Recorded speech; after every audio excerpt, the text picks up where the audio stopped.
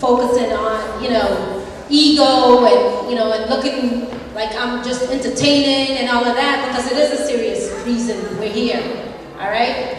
I mean, as you all know, my name is Davida, I'm Tim's sister, and actually myself and Julius were helping out Tim in the beginning as his attorneys, because we're also attorneys. I'm an attorney and Julius is an attorney. So when everything happened and Tim got arrested, he called me up, he called Julius up, and was like, hey, can you all help me out? Because this situation has happened. He got hurt, his ear got cut up, he was put in jail for a night. I mean, this is a father, this is a husband, has 2 kids, and having to go through that situation, be humiliated and embarrassed in regards to that. And these are the types of things that us as people of color have to deal with day in and day out.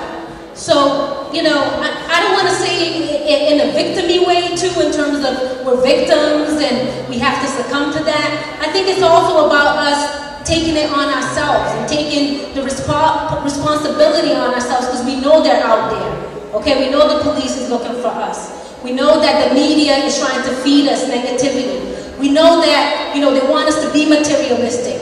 We know that they want us to be individuals and not be communitarian, okay? So we need to start really thinking, you know what I'm saying? We need to really start avoiding that type of energetic and that type of, entrapment, and really start thinking for ourselves and not just be just discrimination, it's racism, it's sexism, it's homophobia, it's this, it's that, yeah.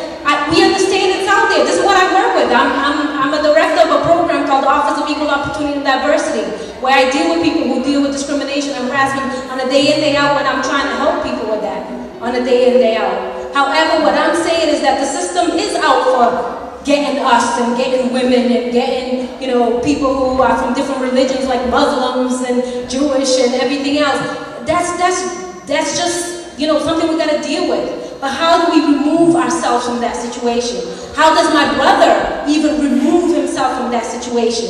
Because he has a sister, he has a mother, he has a father who are worried day in and day out that he may end up in a bad situation.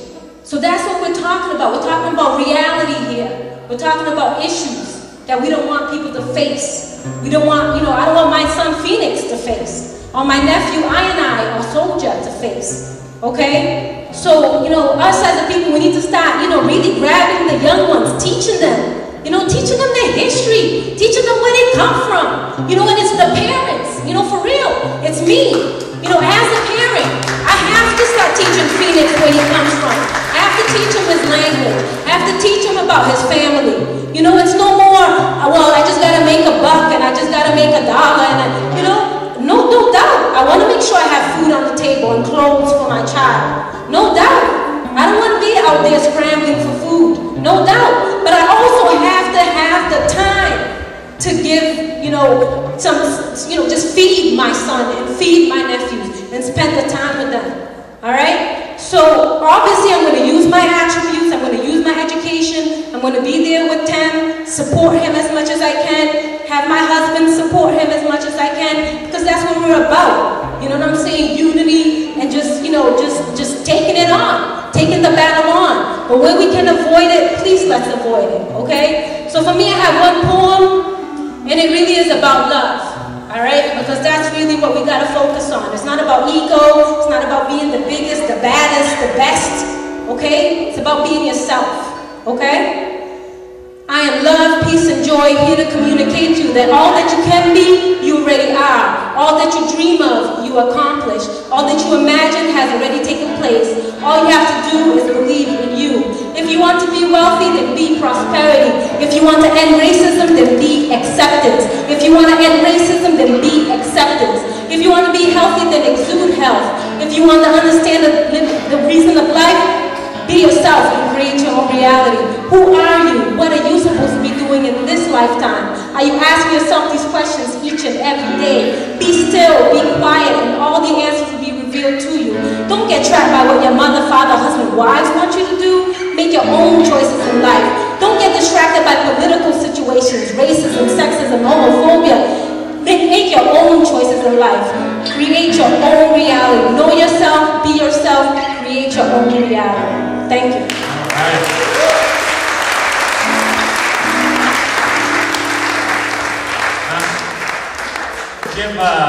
You know, it's funny. My name is Julius Ford. I'm Deborah's husband. But it's funny how sometimes you take for granted the jewels in your own family, because it's not until I see Deborah speak and the passion she has that I really once again get inspired by who I spend every day of my life with. And that's part of the system. The system is set up to distract you from understanding not only your own self-worth and beauty, but the beauty of those who live around you. That's why it doesn't allow you or teach you about your own culture in your own school. Because it understands that if you understood and you felt and you lived your own culture, it would be in resistance to the dominant culture. And if you have the self-esteem to see that it's the few that hold the many in captivity, you would have an uprising. If you understood that you are the power and they are merely force, and force is in the moment, but power is forever, then you would understand that the reason we're in this predicament is because we're choosing to be in this predicament. It's not because there's some great predicament. All my life as an African, I've really not understood how can you colonize a continent from hundreds and thousands of miles away? How can African kings and queens allow their people to be enslaved in captivity in such a dehumanizing manner, and yet we outnumber them? How could South Africa have lasted for so long when the Dutch and the British were so few? Why are we not recreating sustainable communities in our islands? And we're forcing ourselves to immigrate to countries that don't want us. That countries that don't want us. To countries that don't want us. France, Germany, England, America. Well, first and foremost, it's not their land to have. In our cultures and our customs, we understand that land is not about ownership. You don't own the land. That's why she moves so readily beneath your feet and crumbles your cities and tumbles your great creations and removes all that you believe are permanent. You don't and cannot and forever will not be able to own the land. You move across the land like all other animals move across the land, searching for safe havens to have children, searching for fresh water to drink, searching for food to eat. We are out of balance with the harmony of the planet. Khadeen's arrest is connected not only to police brutality, but to immigration issues, but to preservation of land and conservation. but to safety of children, but to public schools that service individuals, but to the self-esteem of Africans throughout the diaspora. And as an African American, I was grown up to believe that there's white and black. That is how I was grown up to believe. So when I say African, I say all those who are non-white. And I don't even think that white people are white. You have to understand that you live in a land where when the Irish came to America, they were not considered white. They were kept in separate schools in Boston the same way that Africans were kept in separate schools throughout the nation. When Italians came to this country, they were not considered white. They were put in ghettos in the cities, kept out of jobs, discriminated against, just like everyone else. But we seem to have a phenomenon in this country that when you are able to participate in the privileges of being white, that then you turn not only against your own fellow folks who cannot pass in that vein, but you turn against other immigrating communities that are coming for the very same hope and prosperity that you have now obtained. That's a problem.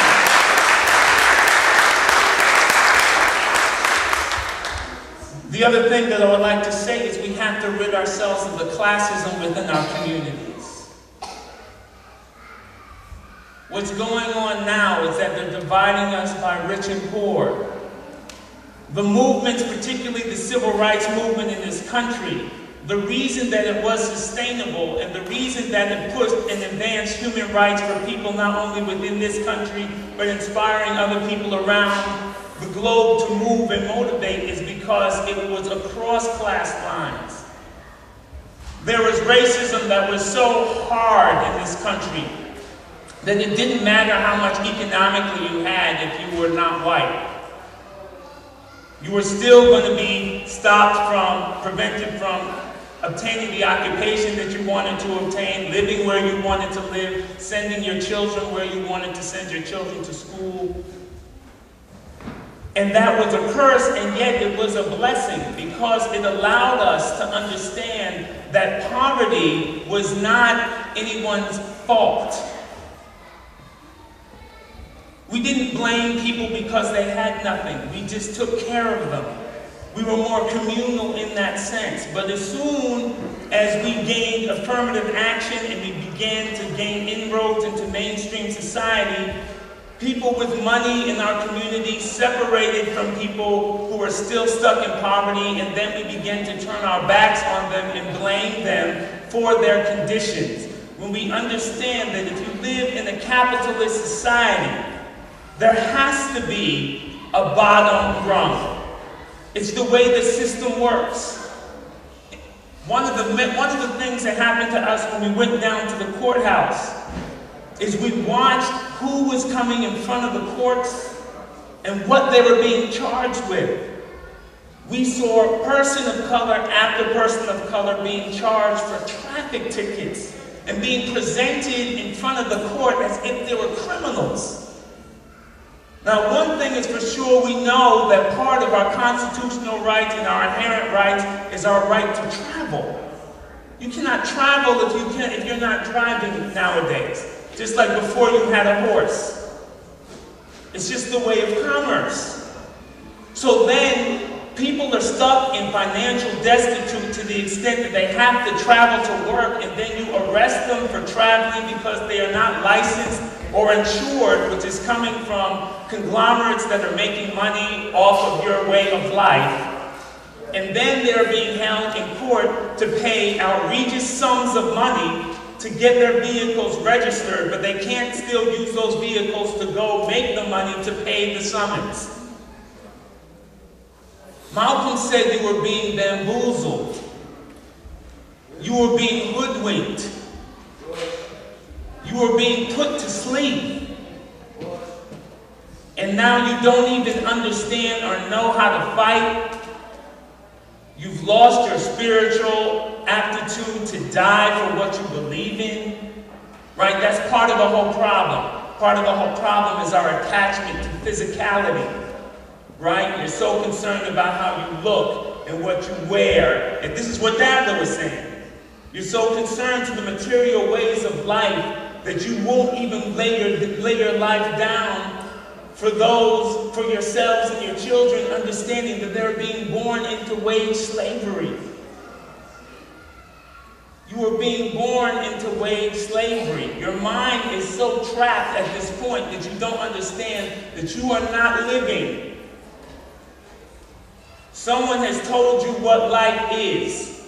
And so you do that to the best of your ability and try to maintain your sanity, and yet every single one of you know that you are living check to check. All of us, whether we're doctors or lawyers or homeless, we are living check to check. If you are poor and you are on welfare, you are 3 times as busy as if you had a job in order to get the few measly benefits that you are being offered. I've sat in welfare offices trying to advocate for checks. The process is so humiliating that it's almost not even worth getting the measly crumbs that they're trying to offer you. Understanding that 2% of this population is living at a level of wealth that you cannot even imagine. Folks are so wealthy these days in terms of the small percentages in every country that they have surpassed the power of your government to control the way in which you will live. I'm going to say that again.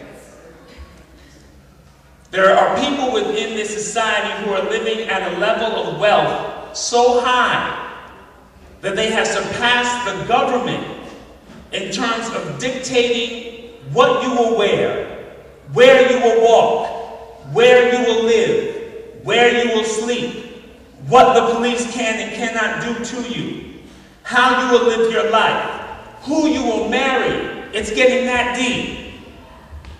The reason you fight for gay marriage is because you don't want anyone dictating to you how you will marry. Because 10 minutes ago, you couldn't marry a white person. 20 minutes ago, you couldn't marry each other.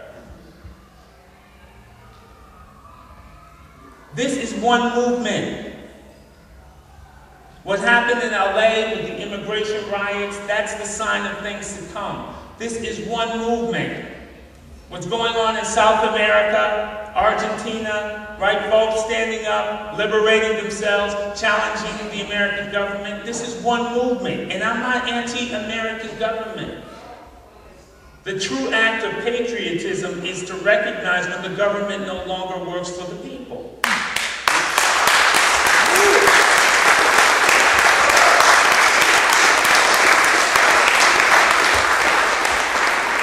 But we understand that the people are, I don't think I'm going to play the guitar, I'm sorry. But we understand that the people are in such destitute in coming out of a period of trauma. Do you understand what trauma is? If you are in an African country that is in civil war and your 16-year-old, 13-year-old, 12-year-old children have been enrolled to fight and kill people with machine guns, and then the Civil War is over and you're trying to bring them back into the community, these people are in trauma.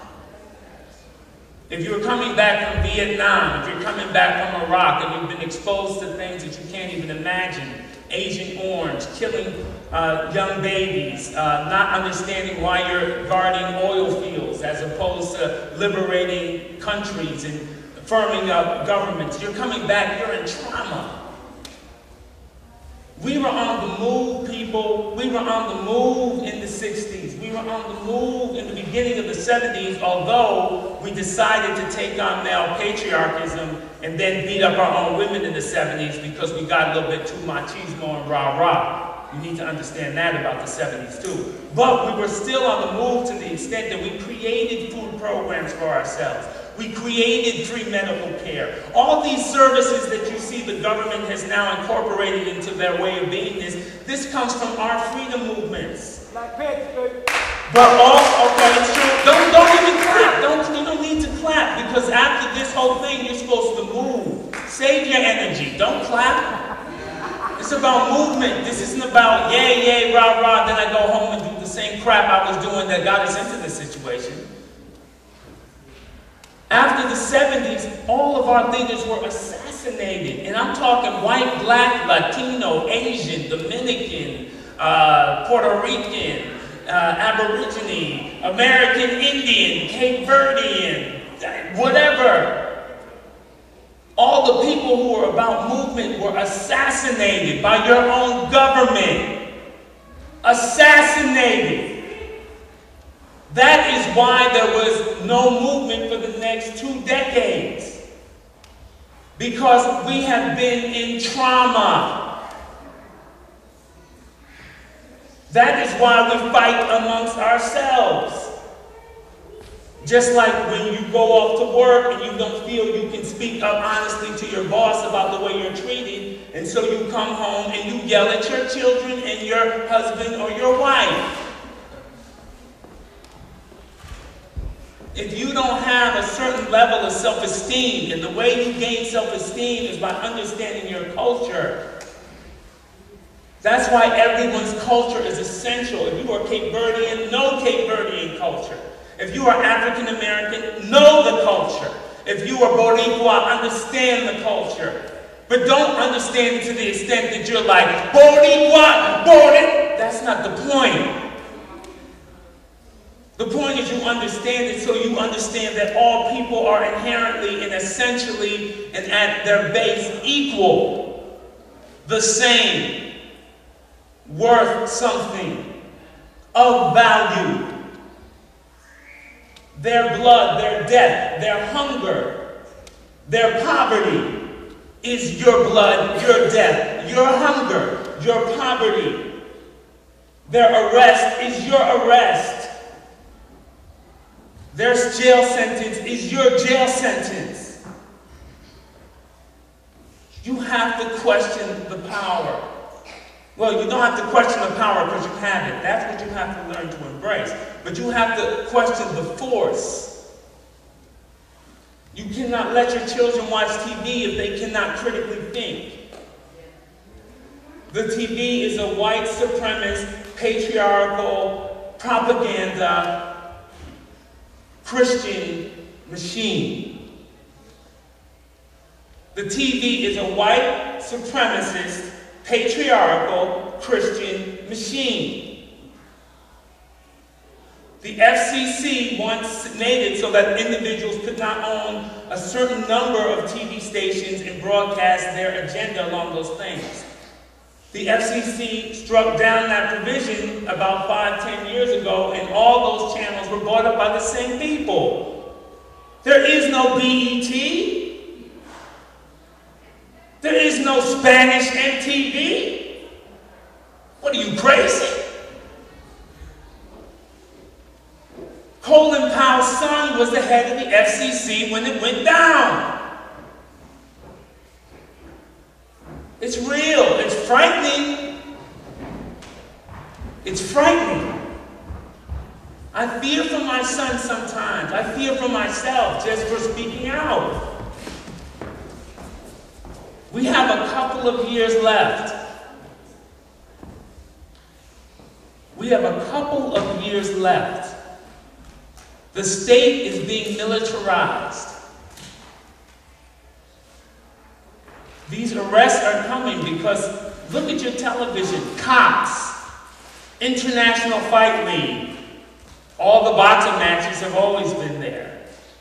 But all the mixed martial arts that you're seeing. People have been preparing you for war for the last decade. People have been preparing you for war for the last decade. There are plans for you, not Kadeem. There's plans for you. It's just whether or not you're going to take a stand against them and embrace your own power and create the society that we need to create. Everyone knows what needs to be done. Everyone knows that we need to have unity. Everyone knows that we need to help each other out in terms of finances and work together. Everyone knows that we need to have open immigration. We all know what needs to be done. It's just whether you're going to lay your butt on the line and we're going to get it done. The speeches are tired. It's just whether you're going to do it. The last thing I'm going to leave with you is this. The reason you have music is because most of our cultures and most of our traditions are oral. We pass our heritage and our understandings down from generation to generation through song and through story. That's why they belittle your music. You cannot let people take your music, because if you can pass your history through oral lessons, you don't need a computer. You don't even need to learn how to read. And if you don't need to learn how to read, now I'm not telling you not to learn how to read, because that's the real way to liberation. Because we've had magical orators and writers who will give you all the lessons. No one is saying anything new. There's nothing new to say. And it's in every single language on the planet Earth. Liberation ideologies in every single language on the planet. So is spiritual understandings. So if you learn how to read and you have an understanding that what's being taught in school is not the truth, and you go to your local library and read, you will already be liberated, right? We understand that. But even folks who cannot read, if you write your music out and you tell your stories, and you don't let anyone stop you from telling those stories, if you do that, you will be able to educate a populace that is being forgotten and that is being trained to be the slave population for the 21st century. So I'm going to say it again. If you take your music seriously and you put your stories in your music and you only use positive language and you teach people liberation, we know this is true from folks like Bob Marley, who will last for infinity because this is what he's done. If you do this, you will be able to galvanize a population that is being trained to be the next generation of slave labor for the corporate conglomerates.